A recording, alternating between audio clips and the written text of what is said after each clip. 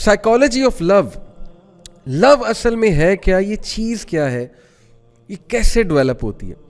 मैं आपको बड़ी इंटरेस्टिंग जो है वो एक बात बताता हूँ ब्रेन के स्ट्रक्चर के हवाले से. ये जो हमारा फ्रंट का पोर्शन होता है ना, इसको प्री फ्रंटल कोर्टेक्स कहते हैं. ब्रेन का जो फ्रंट का जो पार्ट है, pre frontal cortex. Pre frontal cortex is responsible for number 1 analysing things, analytical ability, and number 2 seeing consequences of something, analysing consequences of something. और भी इसके बहुत से फंक्शन हैं, लेकिन हमसे हमारी डिस्कशन से रेलेवेंट ये दो हैं, एनालिटिकल एबिलिटी और कॉन्सिक्वेंसेज देखना. टीन एज में रिसर्च है, साइंटिफिक रिसर्च बता रहा हूँ, टीन एज में तो प्री फ्रंटल कोर्टेक्स वैसे फुली डेवलप नहीं होता है.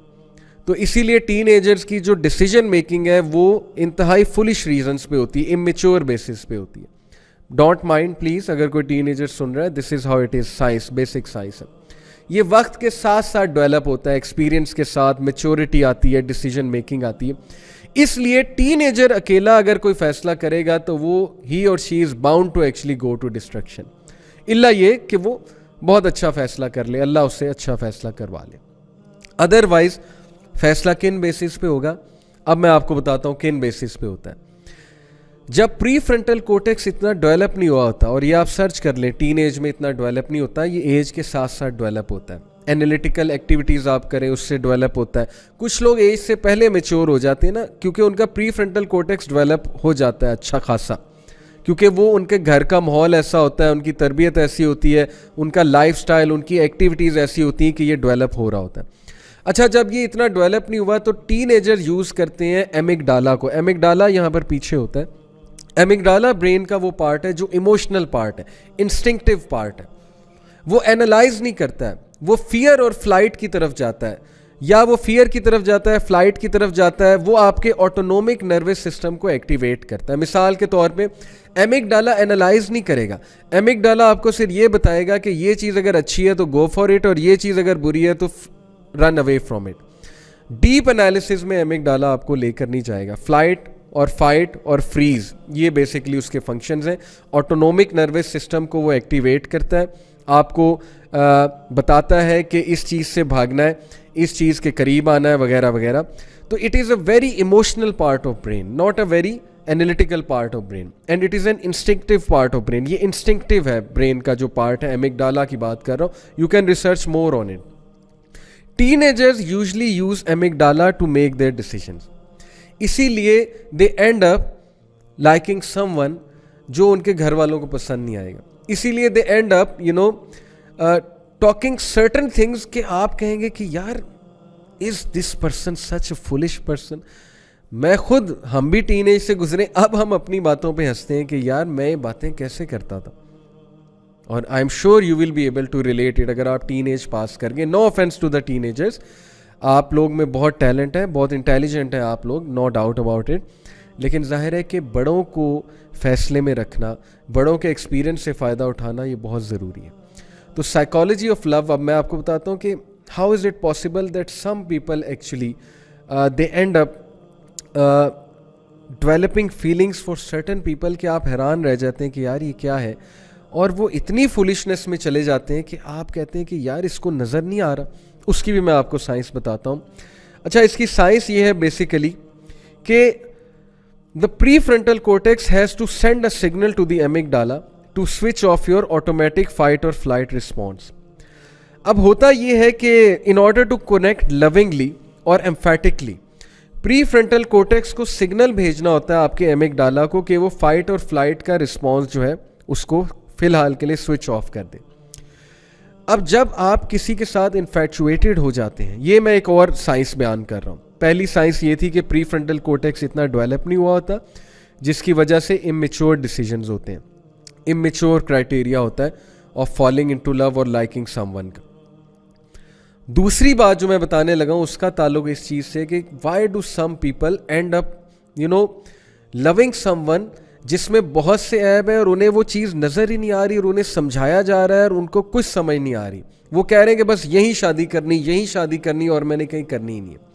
उसकी साइंस ये है कि हमारा प्री फ्रंटल कोर्टेक्स वो क्या करता है, वो सिग्नल सेंड करता है एमिगडाला को to switch off the automatic fight और फ्लाइट सिस्टम।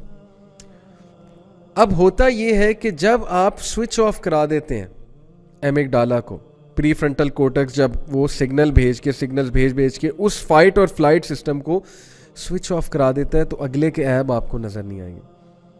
आपको ये चीज़ नज़र ही नहीं आएगी कि ये मेरे लिए नुकसानदेह है या फ़ायदेमंद है। ये एक और जो है वो पर्सपेक्टिव है इस चीज़ का। इसको इस एंगल से भी देखा जा सकता है कि why teenagers end up liking someone जिसमें इतने ऐब हैं लेकिन उसको नज़र नहीं आ रहे, क्योंकि उसने अपना वो एमिगडाला वाला सिस्टम वैसे ही जो है वो बंद कर दिया, उसको स्विच ऑफ करा दिया उसने। तो एक और मैं आपको ज़बरदस्त थ्योरी देता हूँ लव के बारे में, जिससे आप ये अंदाज़ा लगा सकते हैं कि ट्रू लव एक्चुअली है क्या। सो स्टर्नबर्ग, अगर आप ये सर्च करेंगे ना इंटरनेट पे, बहुत इजीली आपको मिल जाएगा। स्टर्नबर्ग की ट्रायंगुलर थ्योरी है लव के बारे में, और इसने डिफरेंट स्टेजेस ऑफ लव बयान किए हैं। पहले मैं आपको डिफरेंट स्टेजेस ऑफ लव बताता हूँ। The first stage is passion, the second stage is intimacy, the third stage is commitment, and the fourth stage is companionate. According to Sternberg, love starts with a passion, with a feeling of passion. It is the hot point of love. आपको कोई पसंद आता है, आप उससे बातचीत शुरू करते हैं, आप पीक पे जाते हैं, इलेटेड फील करते हैं, डोपामीन रश होता है, एड्रेनालिन रश होता है, आपको लगता है कि आप जो है वो you are in heaven, you are in paradise, literally you are the most happiest person. Butterflies नज़र आ रही हैं आपको, इर्द गिर्द जो है वो फूल नज़र आ रहे हैं आपको, और आपके दिल में फूल खिल रहे हैं। ये फीलिंग पैशन की पहली स्टेज है, passion. You are very passionate about the other person. Then it turns to the next stage, intimacy. Intimacy is not the hot point, rather it is the warm point of love. Intimacy में क्या होता है कि there is closeness, there is connectivity, there is bondedness, there are feelings, and there is a sort of a physical relationship, intimate relationship, and there is a sort of sporting behavior as well. Passion थोड़ा सा नीचे गिर जाता है और intimacy पे stage आ जाती है। अच्छा, इंटीमेसी के बाद कमिटमेंट है।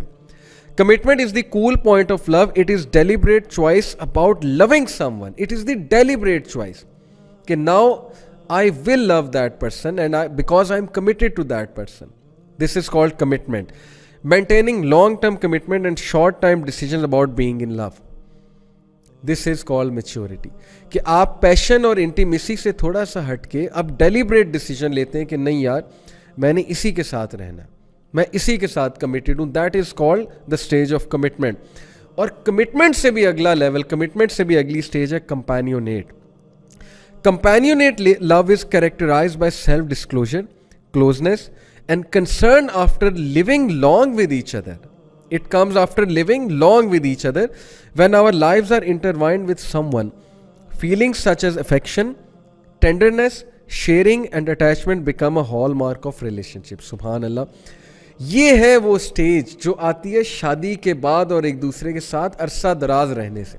कंपेनियंस बन जाते हैं आप एक दूसरे के, जब आपको एक दूसरे की ईवल भी अच्छे लगने लग जाते हैं या आप उन्हें इग्नोर कर देते हैं। सीधी सी बात है, कंपेनियंस है ना, एक दूसरे के ऐप भी छुपाने, एक दूसरे को हेल्प आउट करना है, एक दूसरे की वीकनेसेस को स्ट्रेंथ्स में कन्वर्ट करना है, एक दूसरे को गाइड करना है। Just like there are two people who are companions to each other एक सफ़र में।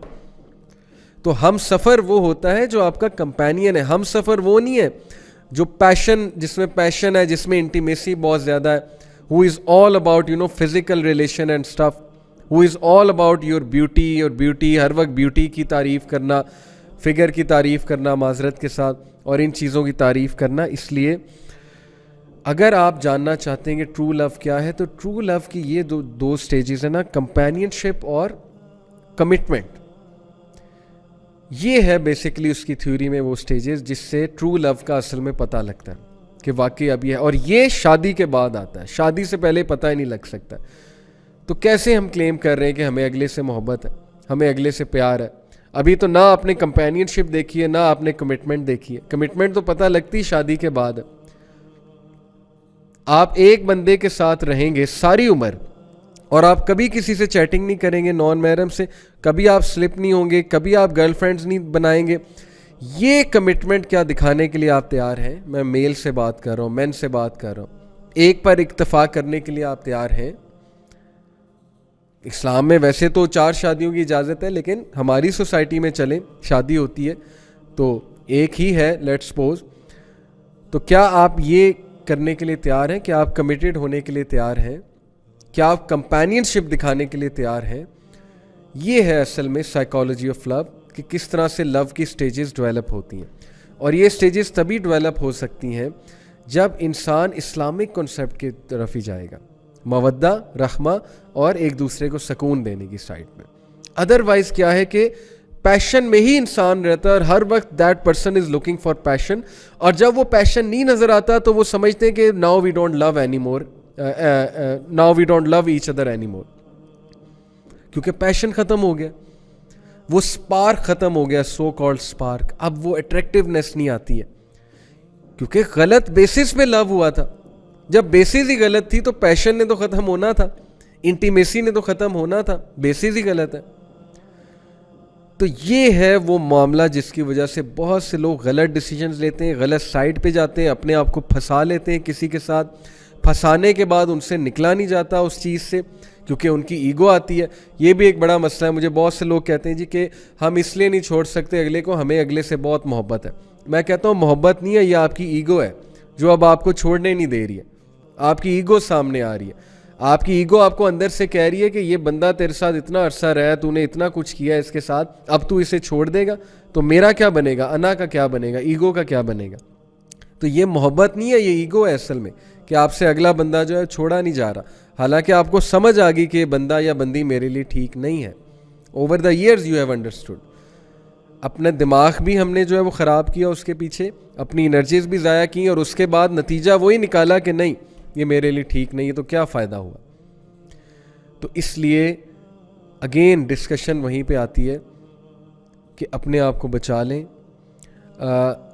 اس ڈیفینیشن آف لو کی طرف جائیں گے جس میں پیشن ہے، انٹیمیسی ہے، فزیکل اٹریکٹیونیس ہے، اور باقی کے انگریڈینٹس مسنگ ہیں. آپ اگلے کو بھی ڈیمیج کر رہے ہیں، خود بھی ڈیمیج ہو رہے ہیں، اپنے آپ کو بھی خطرے میں ڈال رہے ہیں، اس کو بھی ڈال رہے ہیں. تو پھر رزلٹ جو ہے وہ کیا ہے، وہ جو اس وقت ہماری یوتھ فیس کر رہی ہے. اور وہ کچھ ریزلٹس مینشن کرنے کے بعد میں سلوشن کی طرف آتا ہوں اور پھر بات کو ختم کرتے ہیں.